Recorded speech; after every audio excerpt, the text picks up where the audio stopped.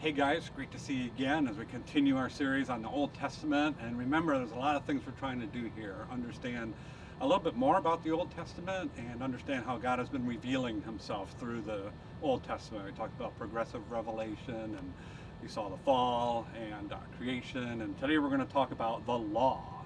The law is a big portion of the Old Testament, as you're probably well aware. And a couple of things I want to help you to understand is why God gave us the law, and then as a New Testament um, believer, as a follower of Jesus Christ, as a Christian, how do we apply that Old Testament law to the here and now? And that's a common thing that people get confused about. And a lot of people will accuse us of basically picking and choosing what law to follow. And the classic example right now is when Christians will point out that the Bible talks about homosexuality being a sin, but then there's other parts of the law that we seem to ignore. Like, for example, we eat pork. The Bible talks about in the Old Testament not to eat pork. My clothing that I'm wearing is made up of different fabrics. There's actually a law that says you shouldn't do that, or plant different crops next to each other. And so people accuse us of just picking and choosing, and accuse of a lot worse things. The other one that people will do is look at the Old Testament law and kind of get an understanding of God as a very harsh, judgmental God, and then in the New Testament he seems to change or even be a new God that the Old Testament or that the New Testament portrays, because we have Jesus with mercy and grace. And I want to explain that as well a little bit, that it's not a different God, and God hasn't even changed his mood. The God again is continually revealing himself to us as we read through the Bible. But to talk about the purpose of the law, we have to go to the very beginning when God started to give us the law. And that is when Moses and his people arrived at Mount Sinai. You're familiar, they were slaves in Egypt, and then they got out. And the purpose of them getting out was to be able to worship their God. And they came to Mount Sinai, and God met with Moses one-on-one. And what we see in Exodus 19:5 through 6, it says, God said, "Now if you obey me fully and keep my covenant, then out of all nations you will be my treasured possession. Although the whole world is mine, you will be for me a kingdom of priests and a holy nation."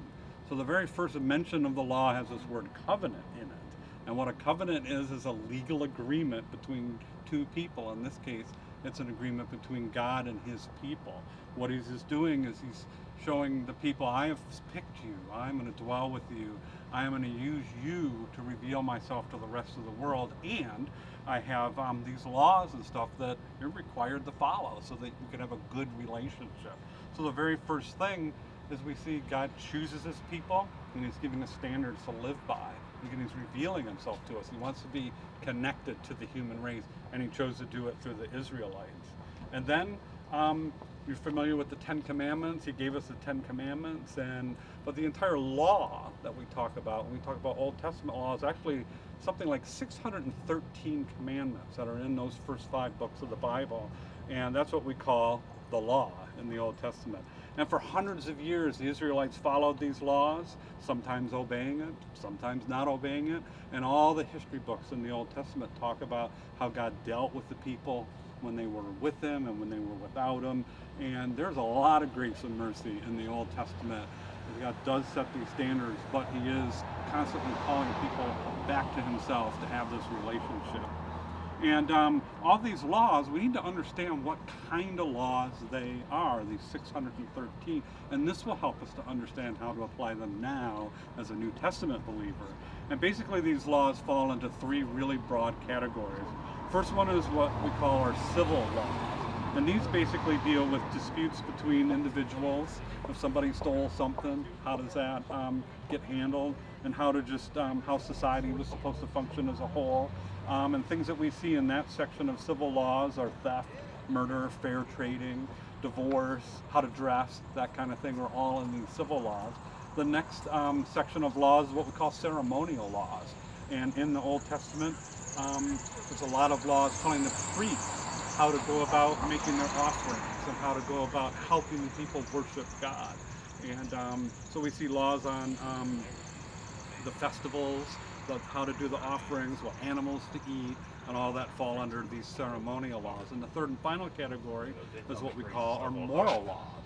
And these are the laws based on God's character, and their goal is to help us to be holy because God is holy as well. And here we see laws on idolatry, loving God and neighbor, a lot of the sexual sins. Those are all in what we call these moral laws. And these all were in operation in Israel as long as it was a country and was governed by God. Then Jesus comes onto the scene in the New Testament, and he has a lot to say about these laws. And in fact, Matthew 5:17, Jesus says that he, quote, did not come to abolish the law or the prophets, but to fulfill them. That he has come to fulfill them. And then on the Sermon on the Mount, God actually elevates these laws. And this is where we have, he's applying it to our thoughts and our intentions of the heart. And we're familiar with a section in the Sermon on the Mount where he talks about committing adultery, that we do that even when we look lustfully at a woman. We've committed that sin. And so what that does is make it actually harder to even keep these laws. And helps us to understand that we fall short. And we can't make it on our own. We can't possibly meet all these laws. And that's why we need a Savior. One of the primary purposes of this law is to show that we fall short of the glory of God. And we need somebody to stand in between us and God to help us be holy like God. And those laws are pointing forward to Jesus. And we know how that all works. And we may ask ourselves, if he fulfills these, do we need it? Can we just ignore them? And if the laws are to show us that we fall short, can we just say it's done its job and move on? And those are really good questions, because you might want to make a case that we don't even need to follow any of these laws. But that doesn't make sense. What we need to do is look at the purpose of those three different sections that I talked about earlier. I mean, obviously the ceremonial laws don't make sense anymore. We don't celebrate Passover. We don't sacrifice things because Jesus is the ultimate sacrifice. So that section of law doesn't apply to a New Testament believer.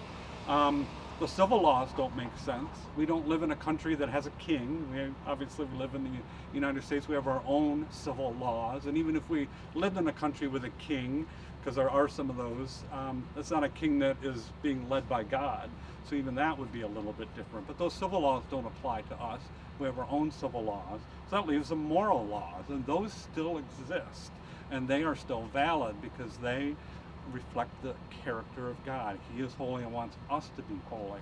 So when looking at these laws, we need to understand which ones are we talking about. And if they're moral laws, they reflect God's character, and many times they're even repeated in the New Testament. Those do still apply to a Christian. So I hope that helps you to understand when you're looking at these laws, these 613 laws, which do I follow and which don't I follow. But also I hope it helps you when someone accuses you of picking and choosing, because you are picking and choosing, but there's a logical reason of why we pick and choose these laws. Several of them just don't make sense because Jesus came and things are different now, but there is a good section of those laws that do fit. And if somebody is asking you about that, it's a great introduction to show them how God is holy, wants us to be holy. You can also explain to them how Jesus fulfills those laws, that his righteousness is our righteousness, even though we don't meet all these laws. It'd be a great way for you to introduce Jesus and the whole idea of salvation.